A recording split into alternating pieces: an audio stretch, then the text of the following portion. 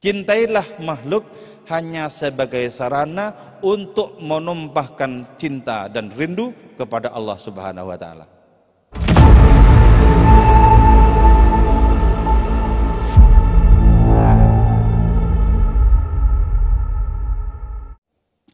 Kita akan melanjutkan kajian tentang kemukjizatan beliau, yaitu mukjizat teragung yang diterima oleh beliau berupa himpunan kalam-kalam Allah, himpunan firman-firman Allah Subhanahu wa taala. Mukjizat ini adalah mukjizat terbesar yang diterima oleh beliau, dan sampai hari ini kita bisa menyelami, menikmati mukjizat terbesar itu, yaitu Al-Quran. Beda dengan mukjizat-mukjizat para nabi terdahulu, di mana mukjizat-mukjizat mereka itu hanya eksis pada saat mereka masih hidup. Sementara ketika mereka wafat, mukjizat-mukjizat itu kemudian tertimbun oleh abad demi abad, oleh sejarah demi sejarah.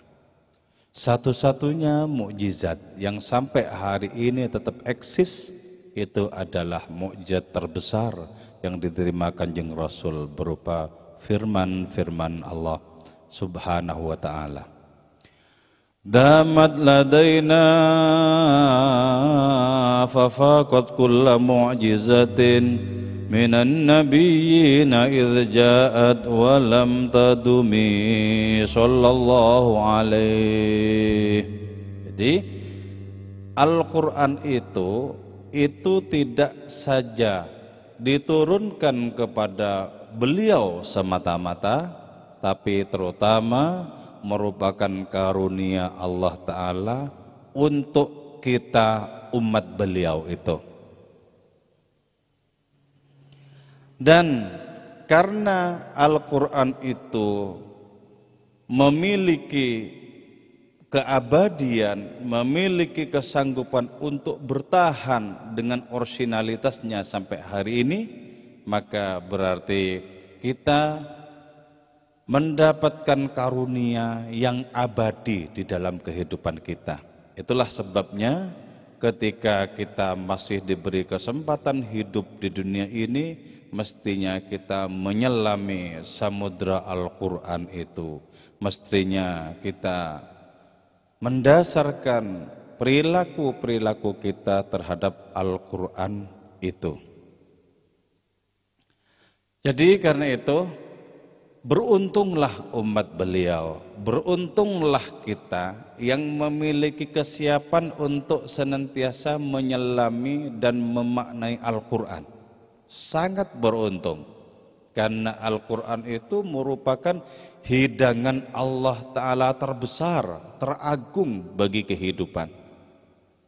Siapa orang yang sudah bisa menikmati, menyelami Al-Quran, berarti orang itu sudah menikmati, menyelami hidangan teragung dari Allah Subhanahu wa ta'ala. Bahkan Al-Quran adalah sarana di mana kita diberi keleluasaan untuk bercakap-cakap, untuk berkomunikasi dengan Allah.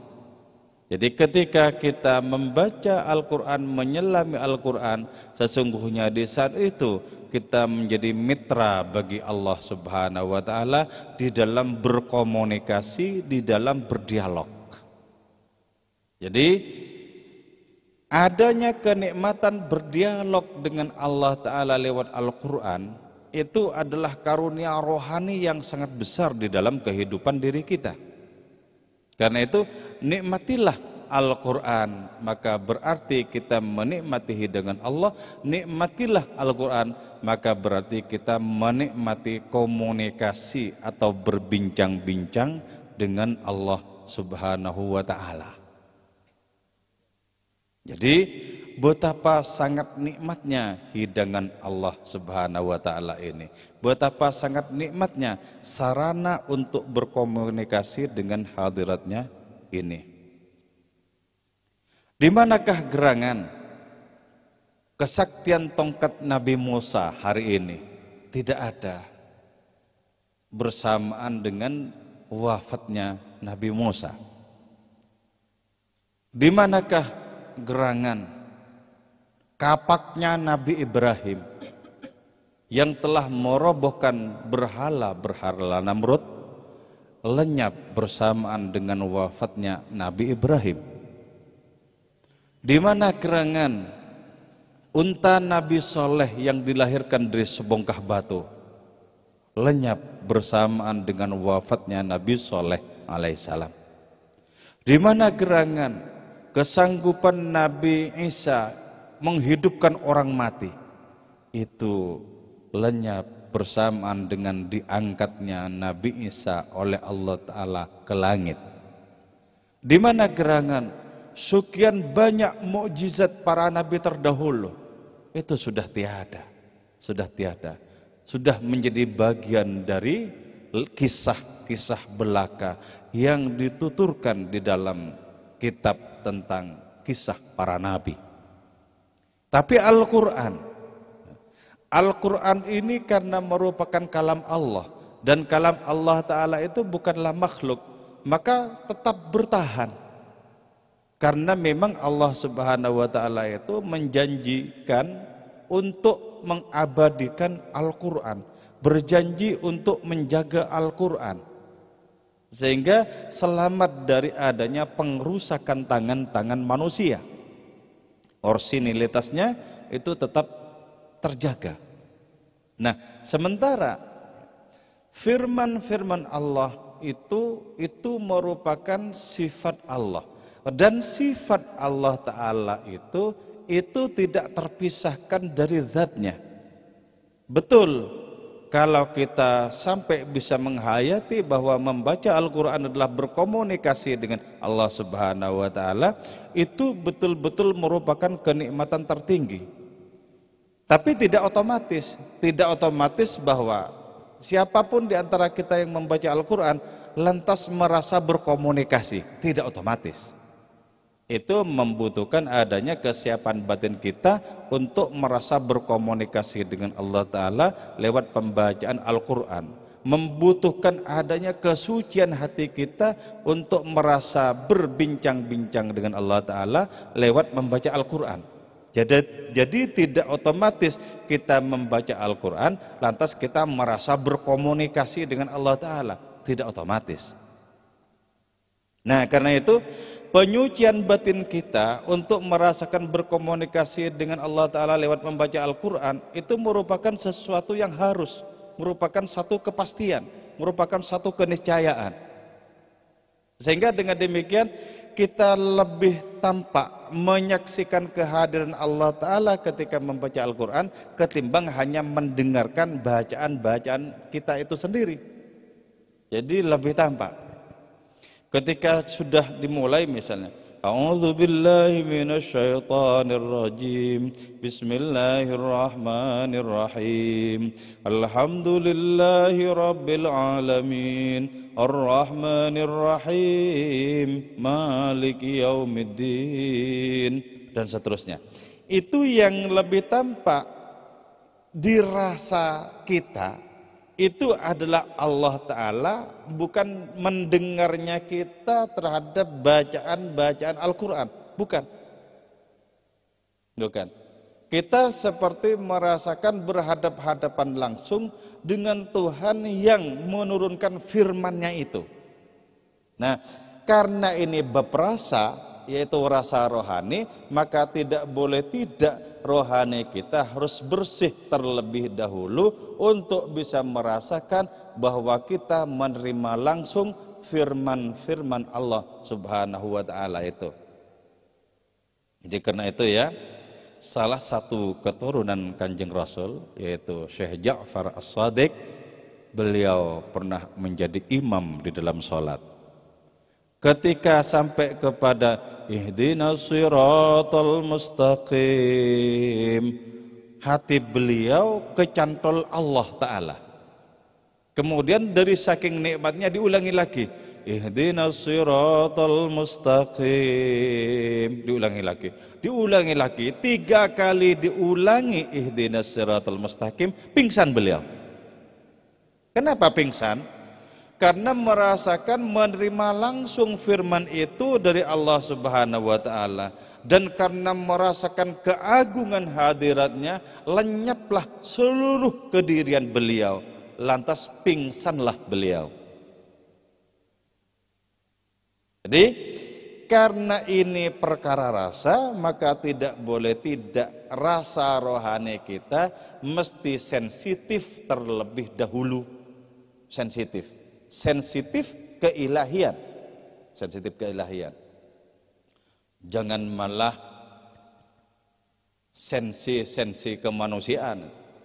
Jadi dikit-dikit baper. Jadi ada orang lain baper, padahal orang lain itu tidak bermaksud apa yang dirasakan oleh kita itu. Jangan. Jadi kalau kepada makhluk itu ya, jangan gampang baperan. Tapi kalau kepada Allah Ta'ala, jadikanlah diri kita itu sangat mudah baperan. Di hadapan hadiratnya, kata Maulana Rumi, jadilah seperti anak-anak yang mudah menangis. Itu kan berarti sensitif secara spiritual, sensitif secara rohani. Jadi gampang tergetar. Membaca zikiran gampang tergetar, membaca Al-Quran gampang tergetar.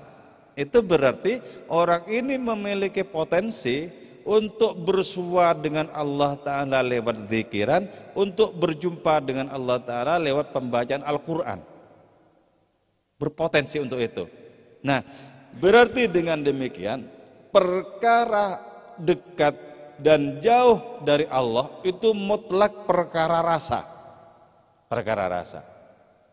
Sebab dekat dan jauh dengan Allah Ta'ala itu sama sekali tidak berhubungan dengan jarak, sama sekali tidak. Murni berkaitan dengan rasa, dan karena berkaitan dengan rasa, maka tugas kita adalah membuat sehat lidah rohani diri kita. Sehingga zikiran itu mengantarkan kita kepada perjumpaan dengan Allah, membaca Al-Quran mengantarkan kita pada berjumpaan dengan hadiratnya itu. Nah, berarti dengan demikian masih sangat terbuka lebar adanya pintu berkomunikasi dengan Allah.